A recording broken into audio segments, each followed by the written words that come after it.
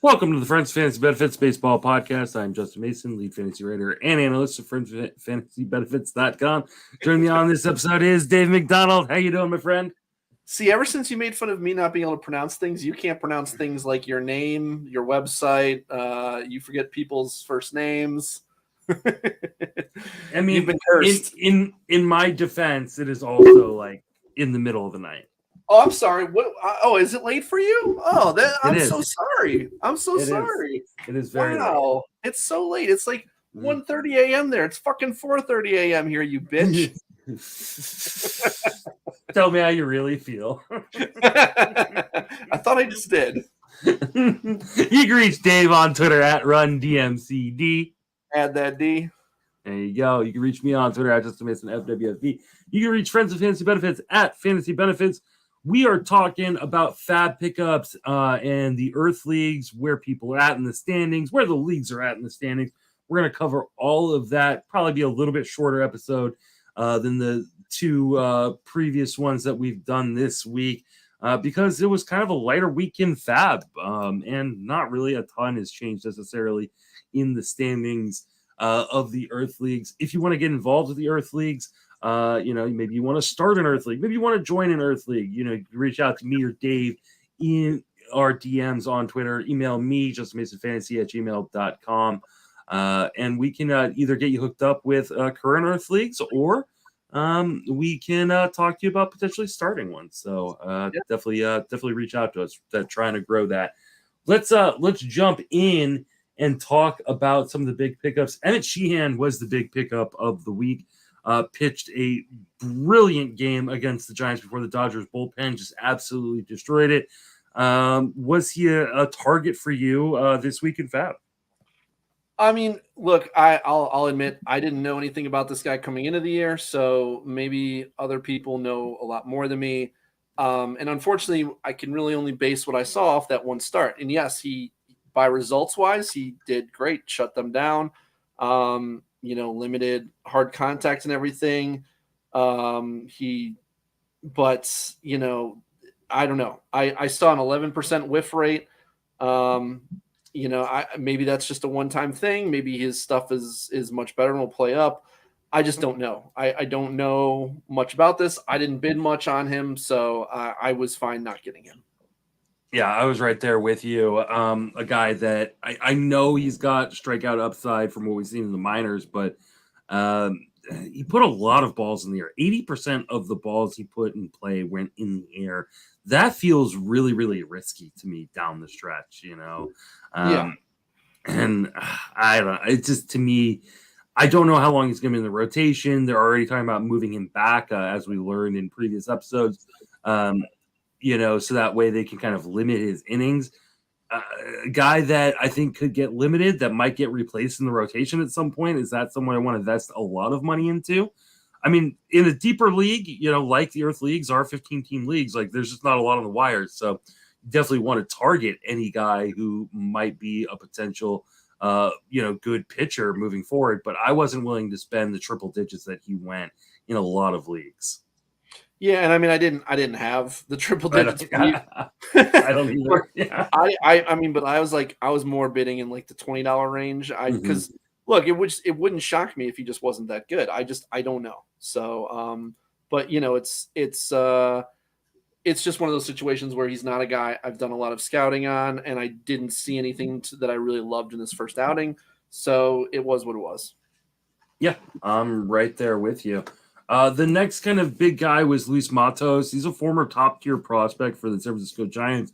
He came up and is, hit decently since he's been up, stolen a base. I think he's mostly, speed and some batting average. The power's never developed. It's one of the reasons why he went from a top-tier prospect to kind of a middling prospect, but was great in AAA. Were you in on Matos?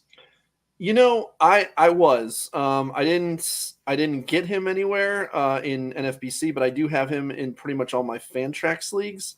He kind of gives me Matt McLain vibes a little bit. Like, I don't think he's going to overpower you with power or speed, but he does have both. Granted, McLain is in Cincinnati. He's in the best home run park there is. But the difference is that Park, yes, is a difference, but also Matos has been hitting towards the end of the lineup, whereas McLean's been hitting at the top of the lineup. But they're both guys who don't really strike out at all. Matos will take some walks. I expect him to hit for a good average. If he can help me in every category, that's something that I gotta take seriously. And it seems like so far they've been playing him pretty much versus righties and lefties. So if he plays every day, that has a lot of value in that lineup. Yeah, the problem is I don't see him as a guy who can hit for power in that park. I think McLean might be a decent comp, but like you mentioned, McLean gets hit in Great American Ballpark. He gets hit at the top of the lineup and get driven in by guys. Matos is going to be at the bottom of the lineup. I think he could easily become kind of a platoon bat, and because he's right-handed, that means the short side of the platoon. Right now, there's a little bit of room for him in the outfield because the Giants, are a little thin there. But as other guys start to get healthy, it may not be so easy for him, and he may end up getting sent back down. So I think he really does need to hit. And batting average, while a real asset for people, especially in deeper leagues, especially kind of where Matos is going, it can be really fluky, especially early on in your career. So I think there's some risk. I like him long term, and I think he's the kind of profile I kind of like to bet on as a guy who is a former top tier prospect, and people are kind of maybe sleeping on because he didn't develop as quickly. But he's got a good hit tool, and so I think long term I like him a little bit more than I like him short term. So maybe for this year, I'm a little tepid, but long term I think I maybe like him a little bit more than most. So you mentioned as guys get healthy, who else is going to get healthy? Because I don't think we're going to see Mitch Haniger anytime soon. So who else is still coming back that could take playing time away? Once JD Davis is healthy, maybe they don't want him playing the field and he DHs and Peterson moves to the outfield more often. Okay. They haven't really played Peterson in the outfield. Do you think that that's a possibility, or do you think maybe that's why JD Davis hasn't come back yet, because he can't play the field? So maybe they're going to wait until he can. No, I think once they're comfortable with JD Davis playing full time, they'll DH him if they need to. He's just too good of a bat, and then they can play. Well, they can DH him versus lefties because that's when Jock sits anyways. But has Jock played in the outfield much at all? I haven't seen it. He has played it some this year. He is very bad in the outfield, so I think they probably want to avoid that. Haniger's probably missing the next 2 months. So I'm trying to think of who else. So I'm going back. Jock has not played the outfield one game this year. Oh, okay. Well, I stand corrected. I could have sworn he was out there once. I mean, maybe like in past years, but no, he's played DH. He for sure in past years. So maybe Matos does stay up for a little while because, Slater. Well, Slater's already back, and he's playing over Slater. Yeah, he's playing over Slater. Because Slater will just platoon with either Peterson or Conforto. Yeah, I guess he could. I think he's here to stay, man. I think it's if also he hits, possible. he's got to hit. Yeah, he does. But he, and he was on fire. I think he's he was. Someone said it that he was unconscious. He was hitting everything in the minor leagues for the last couple of weeks. So we'll see. We'll see if he can carry it over, and if he does, I think he's got a spot there. Yeah, yet to strike out at the major league level. So went over 4 on Monday, but no strikeouts. So he's yet to strike out at the major league level. Yeah. One of the guys that was one of the big pickups for me was Jordan Hicks. Got 3 consecutive saves, 2 over the weekend. It was really a last-minute kind of bid for me because when he got the first save, I was like, okay, well, he got 1, but this could turn into committee. Then he got the second on back-to-back nights, and I was like, okay. I put in some last-minute bids, got him in a number of leagues. Were you in on Jordan Hicks? Big time. I got a lot of Jordan Hicks, man, a lot. Here's the thing. The Cardinals have, and granted, maybe obviously we overlooked this last week when we mentioned that Gallegos was the closer. I guess at that point I really hadn't been paying attention to Hicks too much, but they've always been reticent to give Gallegos the job. He's always been really good, and they've really never wanted him as their closer. They've picked Hicks over Gallegos in the past several times. And both of us think that Helsley's out for the long run. We don't think Helsley's coming back anytime soon, possibly not even this year. I think Hicks takes this job and runs with it and doesn't look back. The dude throws 104 miles an hour. Kind of reminds me of like, Clase on crack in terms of like his stuff. The problem is that he doesn't have Clase's control. His walks have been an issue both in the past and this year. Although I've noticed a noticeable decline in his walks in the last month. So I think if he can continue to limit walks, then he'll be money. I mean, his 3 save opportunities in a row.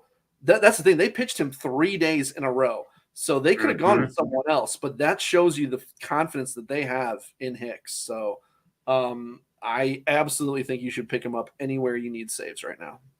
Yeah, I mean, I definitely think anytime you are a guy who can walk 5 per 9, like there's inherent risk in that, but like they really don't have much else there. I mean, if they're not trusting Gallegos right now, there's no one else to trust. Like, what are they gonna do? Go to Steven Matz? Like there's just nobody in that bullpen right now that they can really trust. And the stuff is off the charts. And I mean, Hicks, before, getting hurt and needing Tommy John, like he was on his way to being like a top 10 closer in baseball. Like, I mean, there is some, pedigree here of a guy who can do this job. As long as Helsley is out, I think Hicks is the guy. And I agree with you. I think it's much more likely Helsley is done for the season and potentially getting Tommy John than he's coming back. So, I'm running the wire. I also don't mind this as a sell high opportunity because with the inherent risks, injury-wise and control-wise with Hicks, his value is probably never going to be higher. But if you're save needy right now, you got to just roll with it. I think he would have to pile up some more saves before he becomes a sell high personally, but I guess 3 saves in a row. Like, I think that's enough. I mean, if you can find someone who's willing to trade you, like assuming you need saves, a better closer or someone who's, not as volatile, that's fine. But, I looked at his last 15 innings, he has 5 walks. So he's definitely made strides to improve that. Assuming that sticks, I think he's good to go. And the other thing is, when you strike out as many guys as he's striking out right now, you can afford to walk guys because you're not putting as many balls in play. But yes, anytime you see 5+ walks per 9, that is a potential issue. He's not given up a home run since April 15th. Wow. And he's only given up 2 on the year. I mean, imagine trying to square up those pitches. It's pretty difficult. 104 miles an hour is pretty difficult to square up. Interestingly, Samad Taylor was one of the big pickups of the week. Hearing a lot of John Birdie comps, a guy who's stolen a ton of bases in the minor leagues, can play a lot of different positions, playing for the Royals. Were you in on Samad Taylor? Man, I was so conflicted between Samad Taylor and Darren Blanco. And part of the reason I didn't go for Samad Taylor is because most of the places I need someone, I needed an outfielder. And even though Samad will probably eventually get outfield eligibility, he currently only has second base eligibility in NFBC at least. So I didn't know what to do with this because I don't know. He got called up second. He got called up after Blanco. So I assumed Blanco was the priority, but then he sat today. So now I'm a little concerned. I picked up Blanco in the main event where I need steals. But Blanco's also older. He's like 30, and Samad Taylor's like 24. Samad Taylor used to be a Cleveland prospect. He was a guy who I followed early on, and then when we got rid of him, I kind of lost track of him. But he had he was saying like 230, 216, and then in 2021, he hit 294 in the minors with 16 homers and 30 steals. Then 258 with 9 homers and 23 steals in 2022.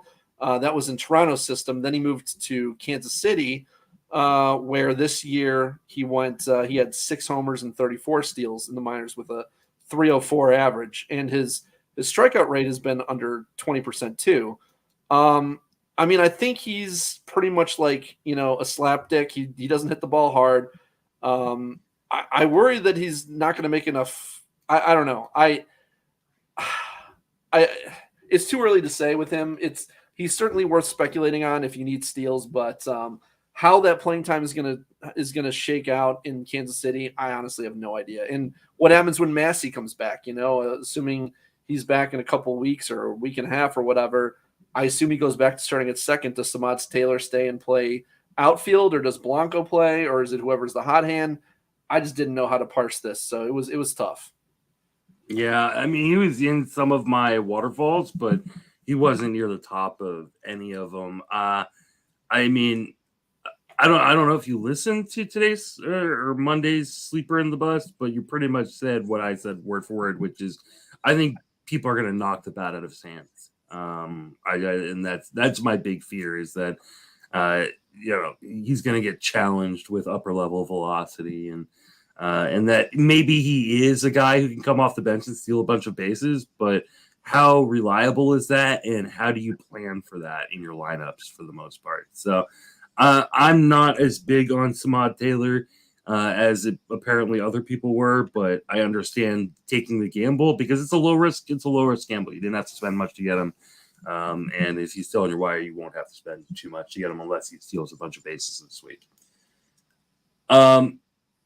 Yainer Diaz has been unreal hot, and I feel like I missed the boat because when I did the Astros preview with Eric Smolsky, he mentioned this guy as a guy that you should be targeting in like DCs and keeping an eye on in case he gets some playing time in Houston. And he seems like he might be the real deal. Hit another home run on Monday. Where are you at on Yainer Diaz? I'm at being frustrated that yet another Cleveland prospect is flourishing elsewhere. While we cannot develop any of them ourselves, when we trade them, they blossom. I tweeted about this like a week ago, and I listed a whole bunch of guys, from Yainer Diaz to Owen Miller to Nolan Jones to, just so many guys that Cleveland had in their system that badly need offense, and we keep letting them go. And Yainer Diaz is yet another one of those guys now. So, I don't think he has a lot of power. I don't know. Well, maybe, he had. I think he does. Actually, yeah, maybe he does. I'm just noticing this is all in 2022. He had 25 homers. So, yeah, maybe he does. Yeah, I like you. I feel like I kind of missed the boat. He's the best thing about him might be his average. Like, he's projected for like a 270 average. He's hitting 274 with a 276 XBA. So, yeah, he's got a 47% hard hit rate, barreling 14% of pitches. 77% contact rate, 88% zone contact rate. And in Houston, getting more and more playing time there, he could be a difference maker. Yeah, I mean, he's one of those guys that the hard part is once Yordan Alvarez comes back, like, is he able to get the plate appearances to matter?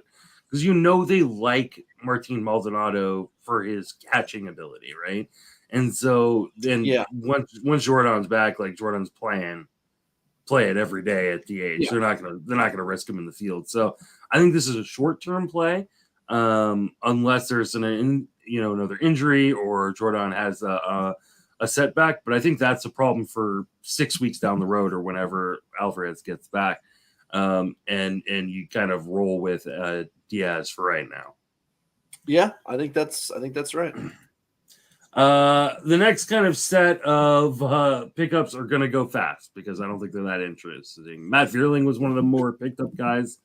I guess. Like, I don't know why everybody keeps trying to make Matt Vierling a thing.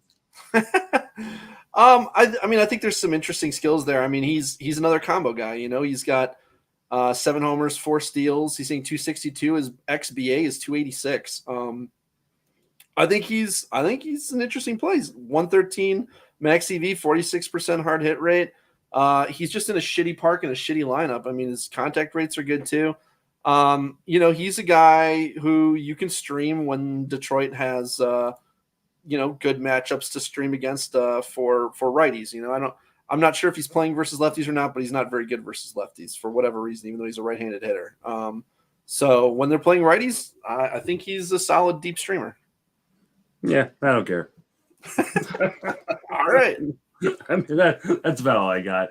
Speaking of not caring, Ryan O'Hearn has gotten his yearly pickup in NFBC leagues. I don't care.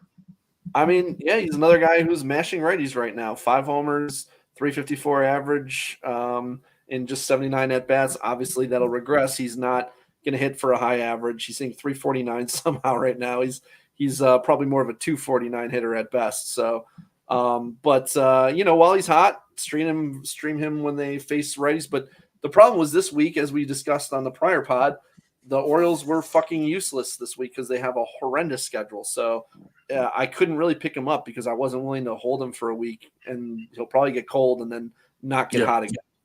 Yeah, and that park is just awful for power. So it's like, once he cools down, like he's just not gonna be able to get things out over that fence. So I don't care. Like, at some point, the Orioles will make a youth movement and start bringing up, all these guys that are in AAA that are just clearly too good for AAA. So your Connor Norbies and your Westbergs and, guys like that will start making their way up. Yeah, I agree.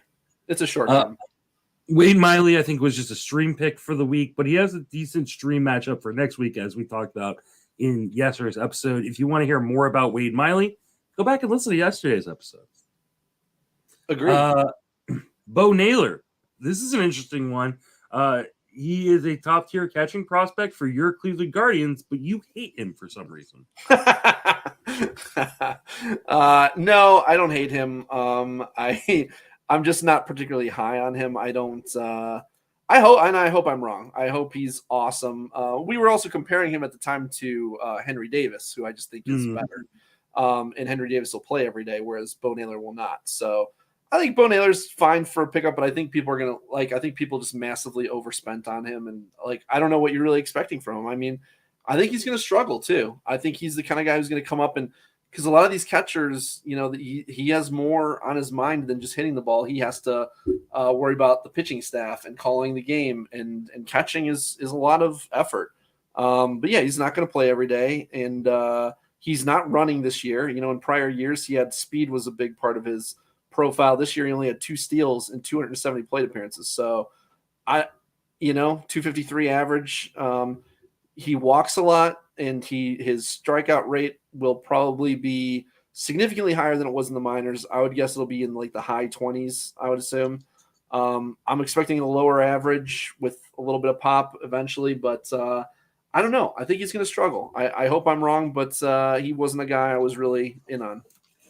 Yeah, I think it all comes down to how much contact Bo Naylor makes. But I will say, to his credit, or I guess more to the Guardians' credit, is they DFA'd Mike Zunino in order to bring in Naylor, which means they're kind of committed to Naylor at this point, because I don't think, David Fry and Cam Gallagher, they're not the answer either. Studs. Yeah, they're not stud catchers. So I think this is at least at worst a commitment by the Guardians to push forward with Bo Naylor as their main catcher. So I had stashed him a couple weeks ago in Tout Wars, and now I'm trying to trade him because I've got 4 usable catchers in a 15-team 2-catcher league, which means there are 3 teams without usable catchers, just rolling with them. I think that's a great idea. Yeah, sell high, sell now. Unfortunately for me, though, nobody will trade with me, and we'll discuss that on tomorrow's episode. Okay, all right. So, all right. Other than the guys you already mentioned, who did you pick up? Well, yeah, we mentioned Jordan Hicks. He was the big pickup for me in GLARF. And you mentioned yesterday, I think, Trent Grisham you had picked up. Yes, and I did mention the Grisham pickup as well. Yeah, I picked him up for $1 because I really like the matchups against 4 lefties this week, and I thought he could give me some speed. I also picked up Daniel Hudson, who, I mean, if you've been paying attention to the Dodgers, they cannot settle on a closer there. He's a guy who they do love him as a closer there. They trust him. They consistently keep putting him back in that role. I don't know if, it might be a while before we see a good version of Daniel Hudson. I have no idea, but it was worth like a $3 pickup. So, and I badly need saves because I've got Barlow and I've got Hicks now, and then I also had Evan Phillips, who just isn't getting saves. So, definitely need some saves there. And then the other pickup was Randy Vasquez, who I also talked about yesterday as well. In BARF, I picked up Jordan Hicks. I also picked up AJ Minter. He got a couple saves over the last few weeks, and Iglesias has been kind of back and forth on his. I don't know what's going on with Iglesias. Well, I mean, I'm pretty sure he only got saves when Iglesias was unavailable, but they kept pitching Iglesias in like some non-save situations, and then he'd be unavailable for a save situation. I still think it's Iglesias' job, and I still think it's Iglesias' job. I still worry about Iglesias. He dealt with a shoulder injury earlier in the year. He's not looked right all season. I did a little cheap little kind of a $3 thing to try to see maybe what happened. Not starting him this week, just holding on to him. Other spots that I picked up players. I didn't really pick up very much of anybody in my main, but I did pick up Jordan Hicks and Kendall Graveman in my auction, and I picked up CJ Abrams, who got dropped in my auction league. I understand his batting average is bad, but I need stolen bases in that league, and so and we know he can steal bases, and he's going to play every day in Washington. So I was actually a little surprised he got dropped in that league. In some of my OCs, for those of you who play in Chowder leagues, Harrison Bader is coming off the IL, and I got him for pretty cheap. Brady Singer had some nice matchups. Kind of over the next couple of weeks, though, he's also frightening to use in any situation.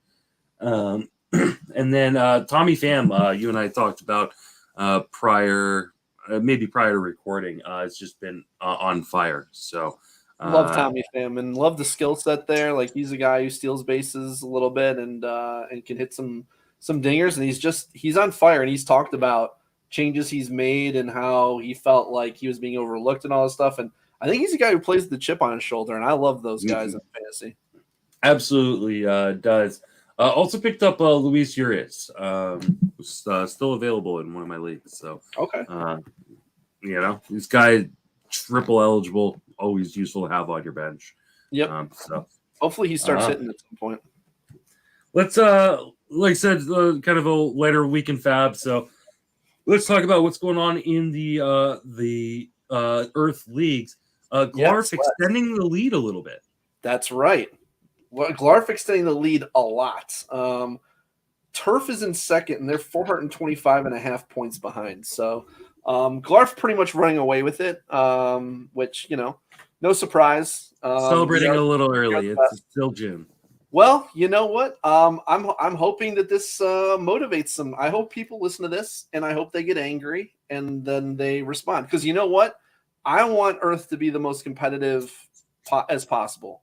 I was talking to a couple of other commissioners, and WARF and TARF both realized that they had an inactive player in their league, so they're replacing them right now. So I know we're all busy and everything, but you got to stay on top of this stuff if you want to have a shot, because if you have even one inactive player, that can sink your whole league. And the league is kind of built to not have inactive players. I know it can still happen, but we're trying to weed those players out whenever we can. So, how about BARF? Have you found BARF to be everybody staying active and everything? I got to double check a couple of the people at the bottom of the standings. Probably a good place to start.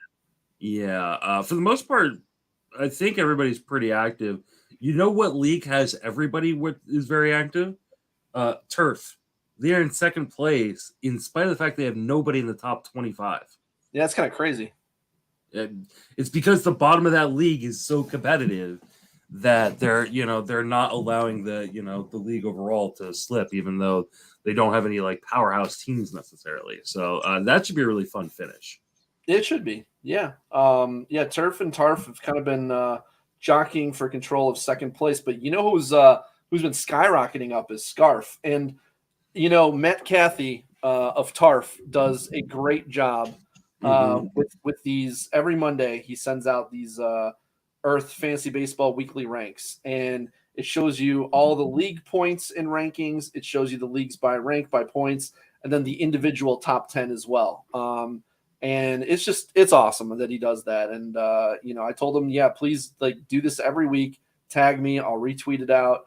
And with some GLARF propaganda in there, just to get some reactions out of the rest of the Earth leagues. But if you looked at it, look at do you have that tweet up, or do you have the? I don't. I have the overall standings up. I don't have the tweet up. Okay, so on the tweet, you know how he has the Earth League points, and they show the leagues going up and down and all that stuff. So SCARF mimics GLARF exactly. We both were like this, then we plateaued. We both dipped down at the same time, and then we both are on a trajectory straight upwards. So it's really interesting that they're the exact same movement as GLARF. But yeah, SCARF is now in third place, and they're on a trajectory to get into second place either next week or the week after. So it'll be interesting to see. And that's the Southern California League, led by our buddy George Montanez, or Jorge, or he doesn't care which one he gets called. I'm sure his name is Jorge, but he goes by George because of dumb Americans, I guess. Yeah, the Americans are dumb. I think they have 5 people in the top 40. Yeah. So yeah, it's been pretty impressive. Their rise, fun group that also includes Kev, the rotosurgeon, and Jeff Erickson, good friend of the show. So and Jay Tannehill is leading the way for them. He's currently in 6th overall. But now on the opposite end of SCARF is SLARF. That's the St. Louis League. They're now in dead last, and I got to talk to just following the Cardinals. Yeah, maybe they think that they're supposed to mimic their MLB team, but they've literally every week since they started tracking them, they've gone straight down. They've never had a bounce back week. They're just going down, down, down. So that might tell me that they might have some inactive teams there. I'll have to talk to Nate about that and see what's going on. Nate's the one is the lowest in their league in the overall. Oh, so interesting. Listen, you can have an inactive team that's higher than. Look, that's true. I'm in last place in GLARF. It doesn't mean that my team's not even that bad either. And I've been moving up every week, but when the rest of your league moves up too, it's tough to have much movement because GLARF just keeps going up and up and up, and I can't make any damn headway for my individual team. But that's okay because if GLARF wins, I don't even care about that. But what I'm really happy to see is that my boy Jake Halusker, who has been trash the first 2 years of GLARF, has moved up into the top 10 overall. And so we've got now Matty Davis, 3rd overall. He's rocketed up to, and Jake's at 10th. Yeah. Jake's starting to pull his weight. If only he could update your guys' website. That would be really nice. Yeah. So. Other guys doing well individually. Dustin McComas still in first place. Go back and listen to our episode of Friends of Fantasy Benefits where we went over Dustin McComas' team, which was before the season started. Yeah, you definitely should do that. I can actually find the episode number for people if they're interested in that. But SERF's got 2 people in the top 4 right now. Yeah, that's the Canadian Roto Fantasy League, and it was 2 in the top 3 last week. Frank moved down from 3 to 4, but yeah, Ryan Ireland still in 2nd. I think it's going to be him and Dustin are looking neck and neck. It's still a long way to go, but SERF just needs the rest of the league to catch up a little bit. In the episode with Dustin McComas was on February 28th. It was episode 796. So if you want to go back and listen to that, it was a very fun episode. Dustin's a great guy. Yeah, it's a fun listen, and we break down his draft together, and it was a good time.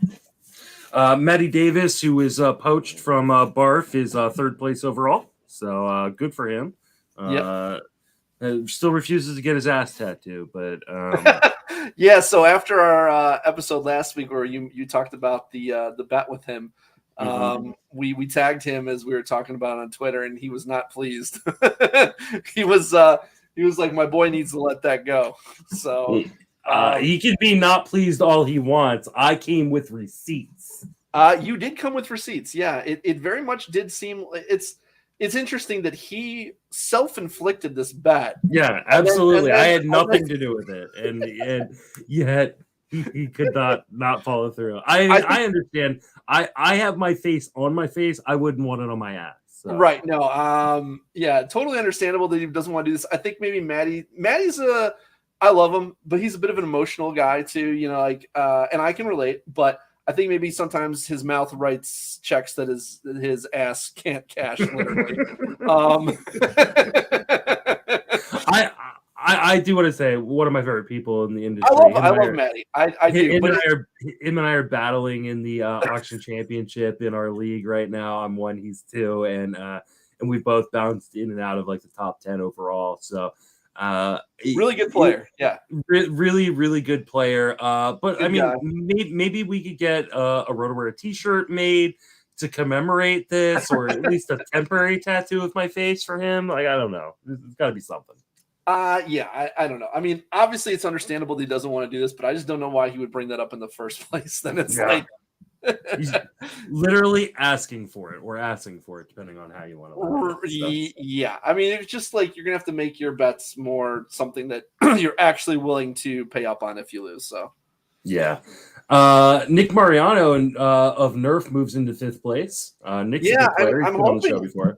I'm hoping NERF turns it around, because I'm honestly shocked to see them down as far as they are, because Chris Baseball Pods is the commissioner there. He runs a pretty tight ship, and I don't know. I'd have to ask him what's going on, but usually NERF is right up there near the top.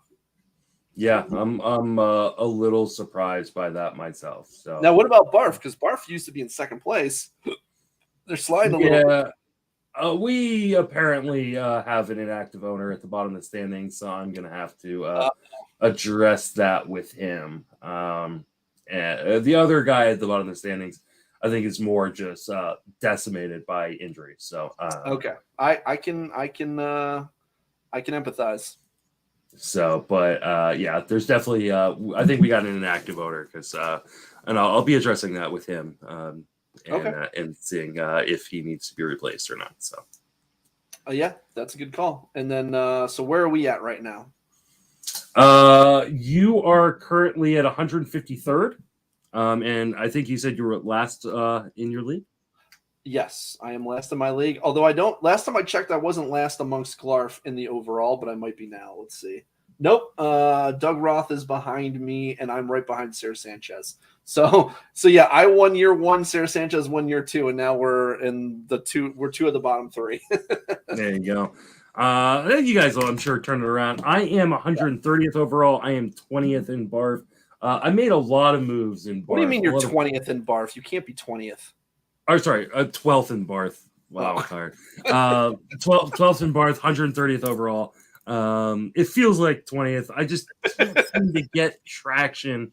Yeah, I know. I made a lot of pickups this week. A lot of $1 pickups, because I don't have very much.